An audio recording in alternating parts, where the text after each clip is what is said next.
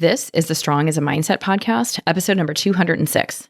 One of the most common things I hear from women is, I really want to change things, but now is not a good time.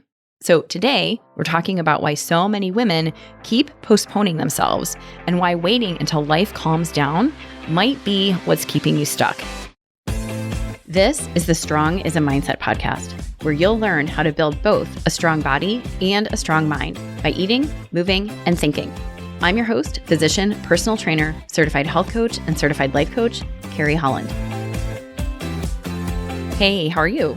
What's new? What's good? So, what's good here? We are talking about something I hear all the time, and it usually sounds something like, I really want to change, but now is just not a good time. And I've heard this in relation to changing diet, exercise, relationships, careers, pretty much all of it. And honestly, I get it, because the women saying this, they are not lazy or flaky or unmotivated. In fact, it's often the exact opposite. These are thoughtful, responsible, capable women who are juggling a lot of moving parts, and they're trying to find the right time to finally focus on themselves. So they'll say things like, I'll reach back out after summer, or once the kids are back in school, or after this project at work, or after a vacation, or after things calm down a little. And that last one is the one I hear most often, and it's the same one I told myself for probably 9 years before I finally decided to really change the trajectory of my life and figure out what I was going to do with myself and my career besides see patients in clinic. So I totally get it. And what's important here is that when you say these things, you mean it. Most women really do intend to get back to it and get back to the work that they want to do so badly. So it's not, I don't care. It's more of, I want to do this when I can actually do it right. And I think that's an important distinction because I really do understand the feelings and desires behind it. When life feels chaotic or overwhelming, it makes sense that your brain would want a little more space and a little more bandwidth before taking on change. But what I've noticed over years of doing this, both in coaching and honestly, just watching women in general and how they talk about change, is that the better time they're waiting for has a tendency to keep moving farther and farther away in the future. One thing settles down, and then something else moves in and takes its place. And before you know it, postponing yourself, that's what I call it, postponing yourself, that stops feeling temporary and starts becoming the pattern. It becomes the status quo. So today, we're going to talk about why that happens. We're talking about why so many women keep waiting to feel ready before they finally prioritize themselves, and why the perfect time to change your life may never actually arrive. And I think what part of makes this so tricky is that most of us have this idea, whether it's conscious or unconscious, of what readiness is supposed to feel like.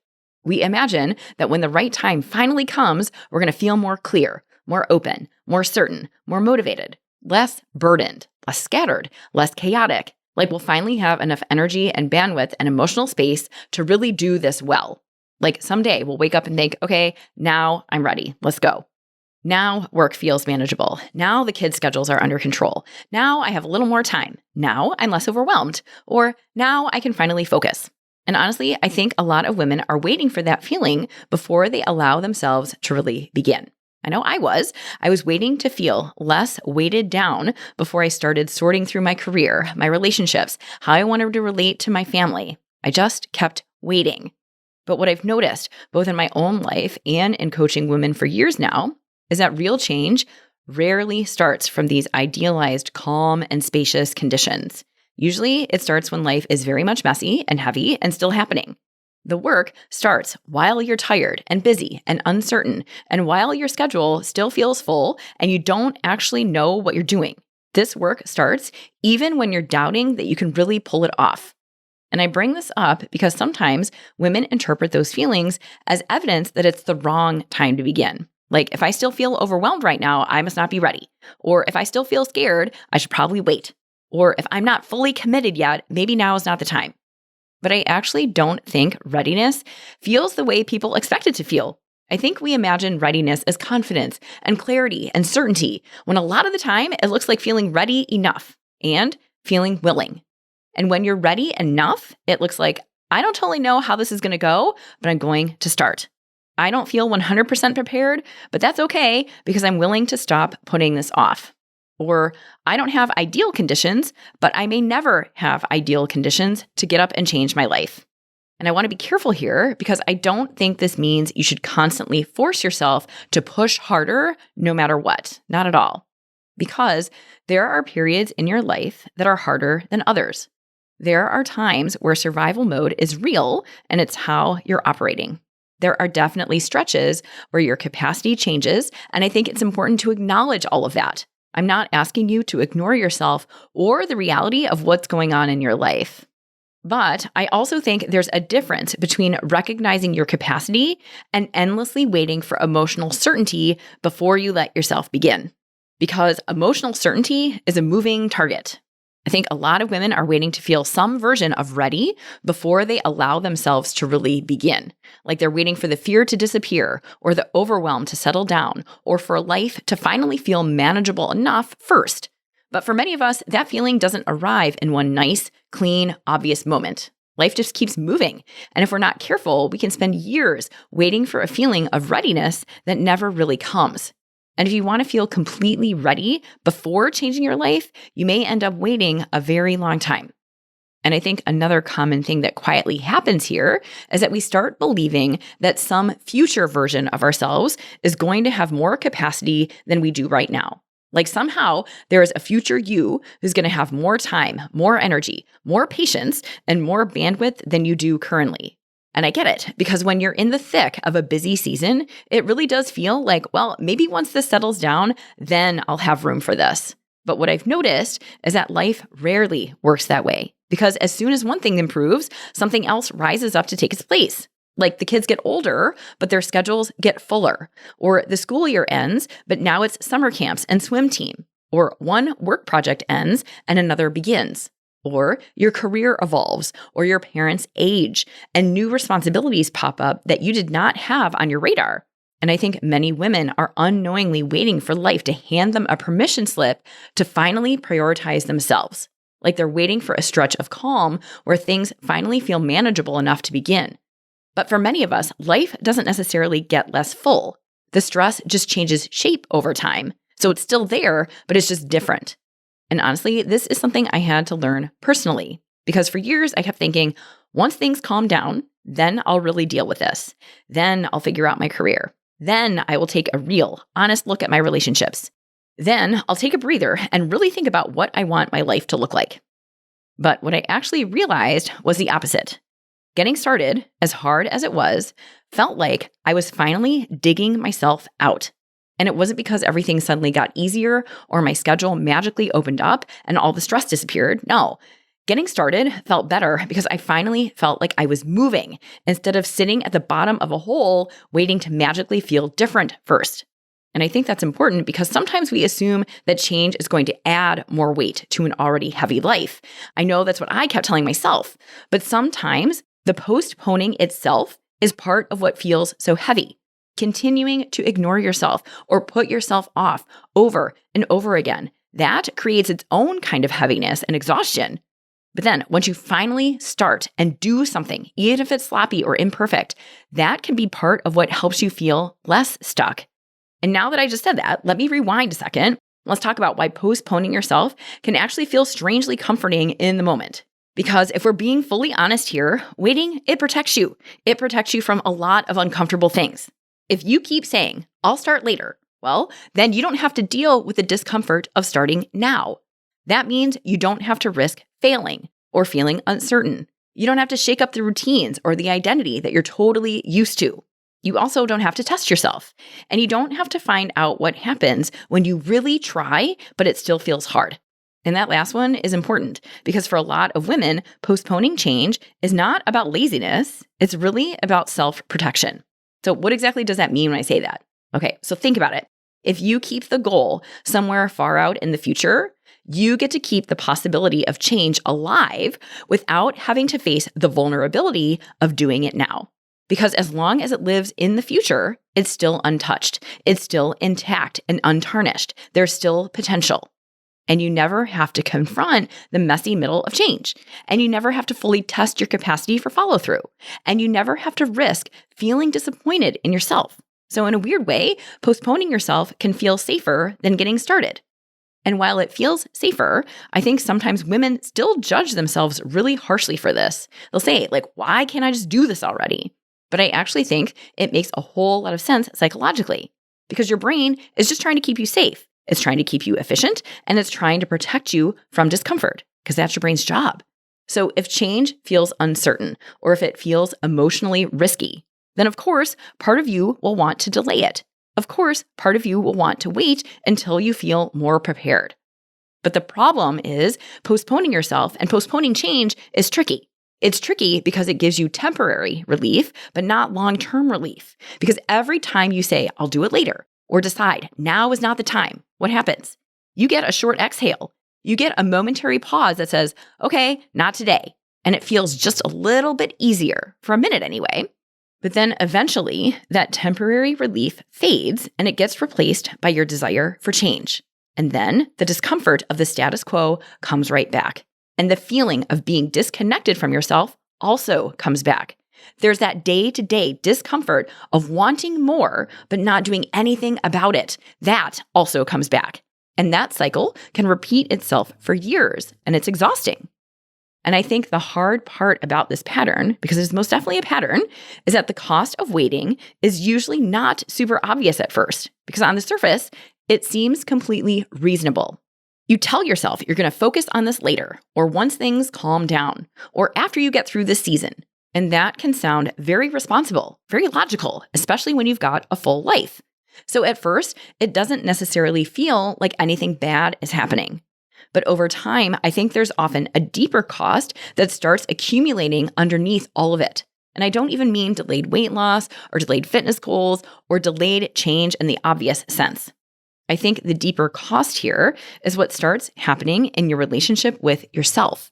Because when you repeatedly push your own needs farther and farther down your lengthy to-do list, you start reinforcing this idea, often without realizing it, that your needs only matter once everything else is handled first.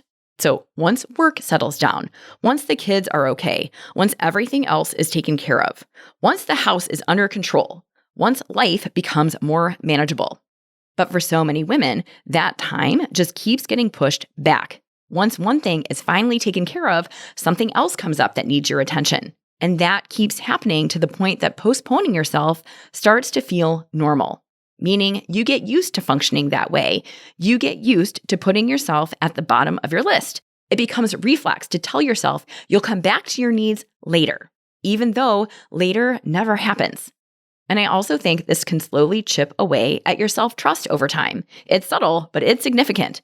Because if year after year, you keep telling yourself, I'll deal with this later, or I'll get back to myself some other time, or I'll prioritize this eventually, part of you starts to notice that pattern. And some women reach this point where they realize, I don't trust myself to show up for myself anymore. They say the words, they might even say it out loud. I'll do this at some point. But deep down, they know they don't mean it. I've seen it happen. I've had this conversation with many women, and it is not a fun place to be. And it's because they've spent so many years automatically putting themselves last that it's become habit. The pattern is wired in. And again, as I'm saying this, I want to be careful here because this is not about blaming yourself for that. I don't want you adding shame on top of this. That is not the point here at all. In fact, I think many women learn to operate in this way and repeatedly postpone themselves because they had to. They were surviving, managing, caretaking, getting through school, holding everything and everybody together. And over time, putting themselves last just became a default mode.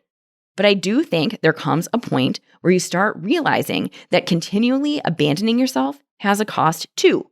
Even if on the outside, everything looks just fine, even if it looks functional, even if you are productive, even if you're getting things done, at some point, constantly putting yourself off, it starts to feel painful.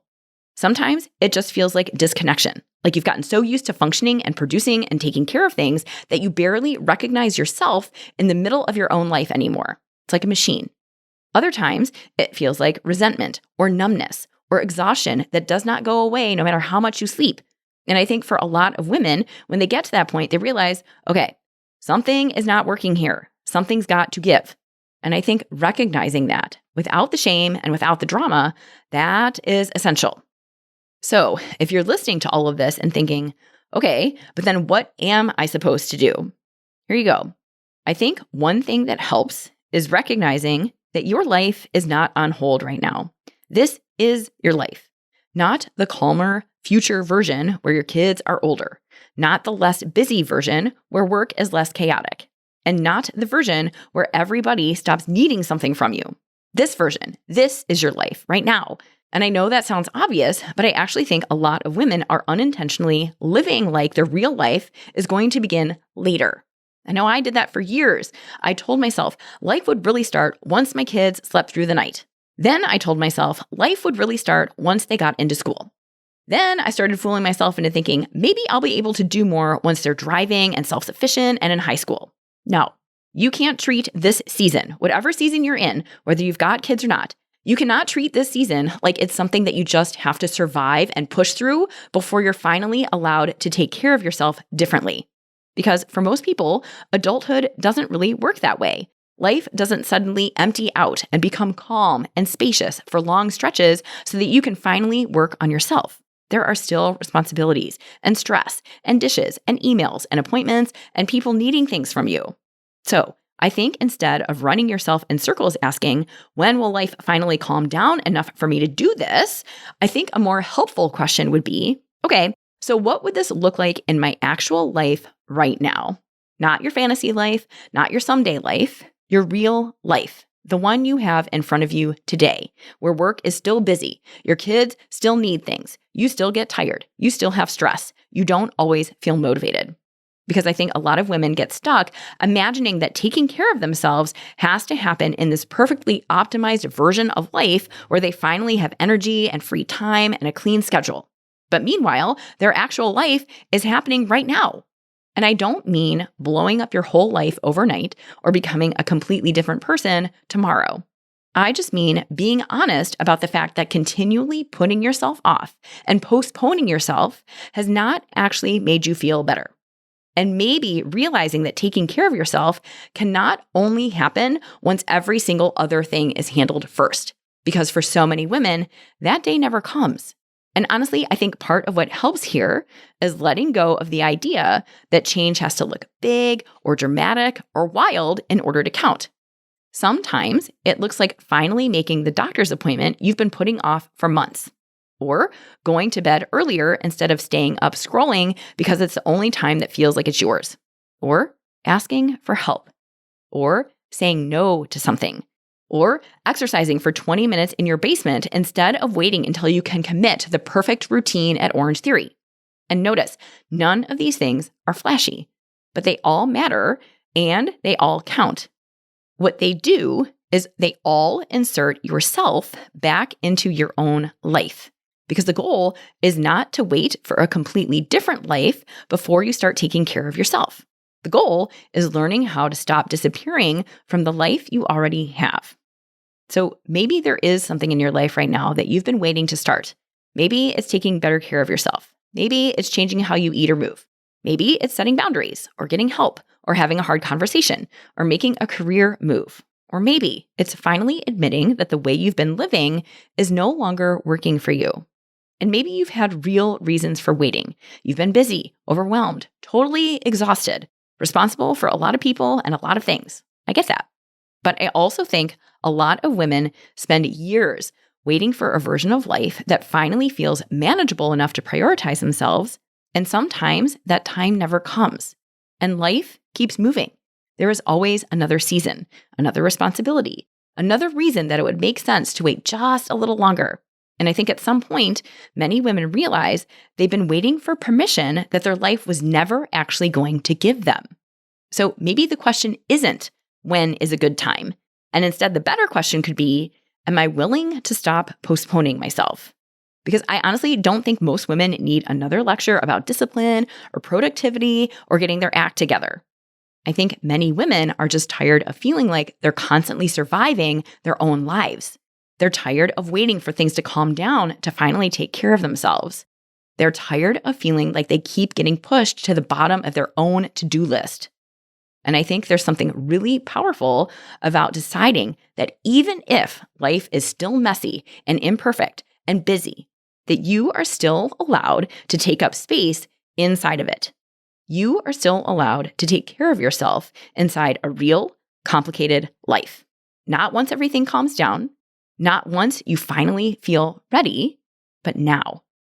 And if you want help with this, let's go. When you coach with me, we untangle the pattern that keeps you stuck in a cycle of waiting and postponing yourself, and we figure out how to start showing up for your life now. Check out my website, send me a message at www.carriehollandmd.com/contact, and let's talk about how coaching can help you stop waiting to change your life. All right? Thank you again for hanging out with me, and I'll catch you again next week. Hey, if you want to build muscle but don't know where to start, I've got you covered. Head over to carriehollandmd.com/buildstrength and download my free guide to help you maximize your strength training. Inside, you'll find the essential exercises for building muscle, plus simple 1, 2, and 3-day workout plans that you can follow with just dumbbells and a bench. You'll also find strength training tips to help you train smarter and see real results. My goal is to help you get strong, and this strength training guide will help you do it. Go to carriehollandmd.com/buildstrength and check it out. Thank you for listening to the Strong is a Mindset podcast. If you want to learn more about how to build both a strong mind and a strong body by eating, moving, and most importantly, thinking, check out carriehollandmd.com.